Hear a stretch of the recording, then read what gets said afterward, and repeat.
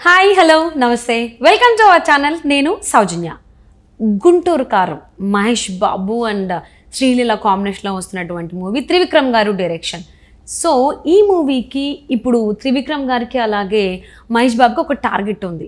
ఏంటి అని అంటే, ఓవర్సీస్లో నార్త్ అమెరికాలో మినిమం $5 million వస్తే అది బిగ్గెస్ట్ హిట్ కింద, ఒక టార్గెట్ కింద ఫీల్ అవుతున్నారు మూవీ జనాలు. సో దీనికి సంబంధించి గుంటూరు కారం మూవీ అంటే త్రివిక్రమ్ గారు అండ్ మహేష్ బాబు గారు ఆ టార్గెట్ని రీచ్ అవుతారా, అయ్యే అవకాశాలు ఉన్నాయా? ఈ అంశానికి సంబంధించి మనతో మాట్లాడడానికి ఈరోజు మనతో పాటు ఉన్నారు ఫిల్మ్ క్రిటిక్ విజ్ఞాన్ దాస్రి ఉన్నారు. వారితో మాట్లాడతాం. హాయ్. హాయ్. గుంటూరు కారం సో ఈ మధ్య బాగా వినిపిస్తున్నటువంటి సినిమా పేరు. సో అది త్రివిక్రమ్ వలన, మహేష్ బాబు వలన, లేకపోతే శ్రీలీల చేసినటువంటి మూమెంట్స్ ఏవైతే ఉన్నాయో ఒక సాంగ్కి, ఓ బేబీ అనే సాంగ్కి, అదా reasons, all many reasons are there. But ఇక్కడ ఇంకొకటి ఏంటి అంటే, టార్గెట్ ఈ మూవీకి సంబంధించి ఓవర్సీస్లో మినిమం 3.5 million టార్గెట్ ఉంటుంది రీచ్ అవ్వాలి అంటే. సో ఇంతకు ముందు వరకు చూసుకుంటే త్రివిక్రమ్ గారి డైరెక్షన్లో వచ్చినటువంటి అలవైకుంఠపురంలో మూవీ 3.6 million క్రాస్ చేసింది. ఆ తర్వాత కొన్ని మన తెలుగు మూవీస్ 5 million క్రాస్ చేశాయి. కేజీఎఫ్ అయితే 7 million, సలార్ అలాగే 9 million దాకా రీచ్ అయింది. సో ఇప్పుడు వీళ్ళ టార్గెట్ ఏంటంటే మినిమం $5 million లైన్ క్రాస్ అవ్వాలి అనేది వీళ్ళ టార్గెట్, గుంటూరు కారం మూవీ టార్గెట్. సో మరి మహేష్ బాబు, త్రివిక్రమ్ గారు ఈ టార్గెట్ని రీచ్ అయ్యేటువంటి అవకాశాలు ఉన్నాయా? ఉంటే ఎందుకు, ఎలా? యాక్చువల్లీ ఓవర్సీస్ నార్త్ అమెరికాలో మాత్రం మినిమం 3 to 5 million వస్తేనే సినిమా హిట్ అని అనుకోవాలి. ఇక అంతకంటే తక్కువ వస్తే ఇంకా వేస్ట్. అది అంటే ఏదో ఇక ఎందుకు రిలీజ్ చేసాము అంటే, మినిమం అక్కడ డిస్ట్రిబ్యూటర్స్, ఎగ్జిబిటర్స్ తృప్తి పడాలన్నా కూడా మినిమం ఇంత రావాలి.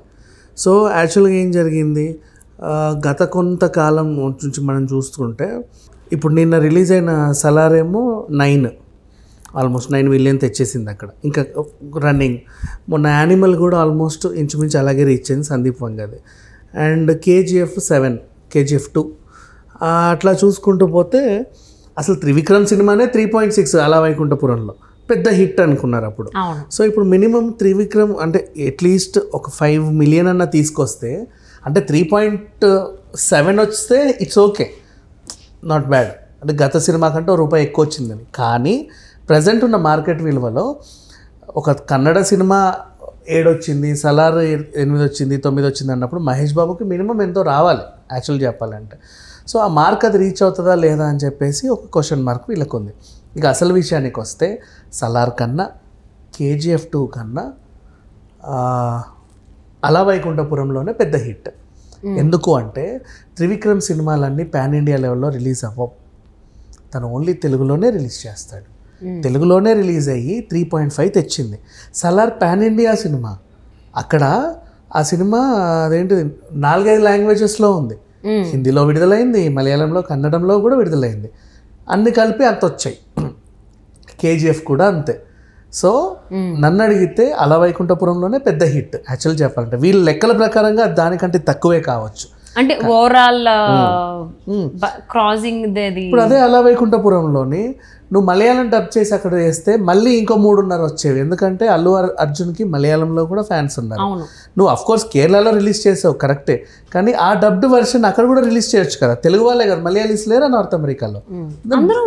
దేవాళ్ళు చూసేవాళ్ళు. అయితే ప్రభాస్ అలారో అన్ని భాషల్లోనూ అక్కడ విడుదలైంది. KGF కూడా అన్ని భాషల్లోనూ అక్కడ విడుదలైంది.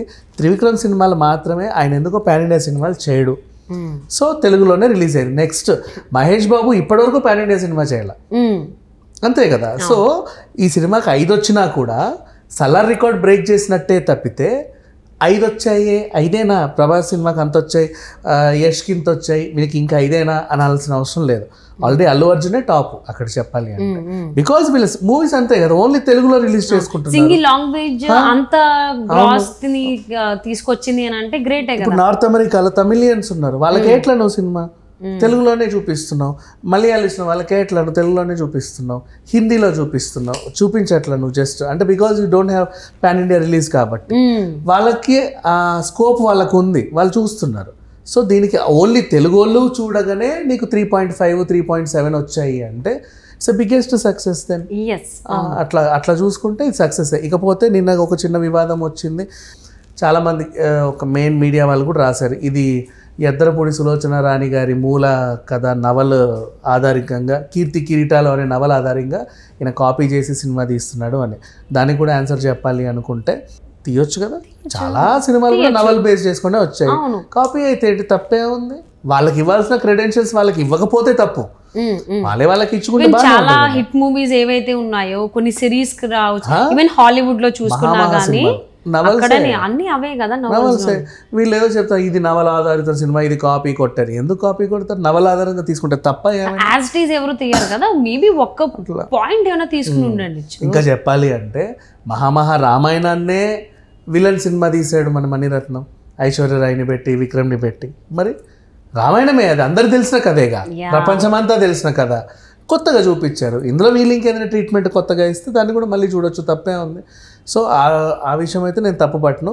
బట్ ఇక యూఎస్ నార్త్ అమెరికాలో మాత్రం కలెక్షన్స్ ఈసారి నన్ను అడిగితే 5 ఈజీగా వస్తాయనే నేను అనుకుంటున్నా. అంటే త్రివిక్రమ్ సినిమాలన్నీ పాన్ ఇండియా లెవెల్లో రిలీజ్ అవ్వవు, తను ఓన్లీ తెలుగులోనే రిలీజ్ చేస్తాడు. తెలుగులోనే రిలీజ్ అయ్యి 3.5 తెచ్చింది. సలార్ పాన్ ఇండియా సినిమా, ఆ సినిమా అదేంటి 4-5 లాంగ్వేజెస్లో ఉంది. సో తెలుగులోనే రిలీజ్ అయింది. నెక్స్ట్ మహేష్ బాబు ఇప్పటివరకు పాన్ ఇండియా సినిమా చేయాలి.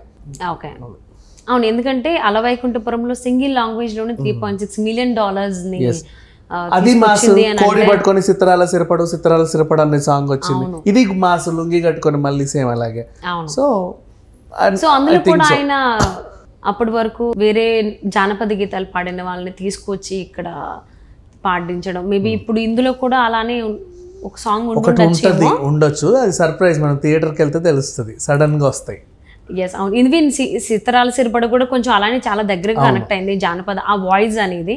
సో గుంటూరు కరం కూడా అలాగే కనెక్ట్ అవుతుంది. ఈవెన్ ఆల్రెడీ దట్ డైలాగ్ ఉంది కదా, పాషా గారు చెప్పినటువంటి డైలాగ్, కుర్చీ మడత పెట్టి అనే డైలాగ్ కూడా ఇందులో వాడడం జరిగింది. ఒక సాంగ్ కూడా ఉంటుంది అని అన్నారు. సో చూద్దాం ఇంకేదైనా సర్ప్రైజెస్ ఉన్నాయేమో. వెరీ సూన్ మనం పొంగల్కి సంక్రాంతికి చూడబోతున్నాం కాబట్టి ఇవి సినిమాని. సో ఇది ఎన్ని గ్రాస్ కలెక్ట్ చేస్తుంది ఏంటి అనేది పాన్ ఇండియా లెవెల్లో నాకు తెలిసి 1000 కోట్లు రాకపోయినా 500 కోట్లు అయితే తీస్తుంది. ఎందుకంటే ఓన్లీ తెలుగు లాంగ్వేజ్ కదా, 500 అయితే ఈజీగా తీస్తుందని అనుకుంటున్నాను నేనైతే. సో అంటే సింగిల్ లాంగ్వేజ్ లో అంత తీసుకురావడం అనేది గ్రేట్ థింగ్ కదా. ఇప్పుడు వరకు వచ్చినటువంటి సలార్ కానీ కేజీఎఫ్ కానీ సో అవన్నీ మల్టిపుల్ లాంగ్వేజెస్ లో వచ్చాయి.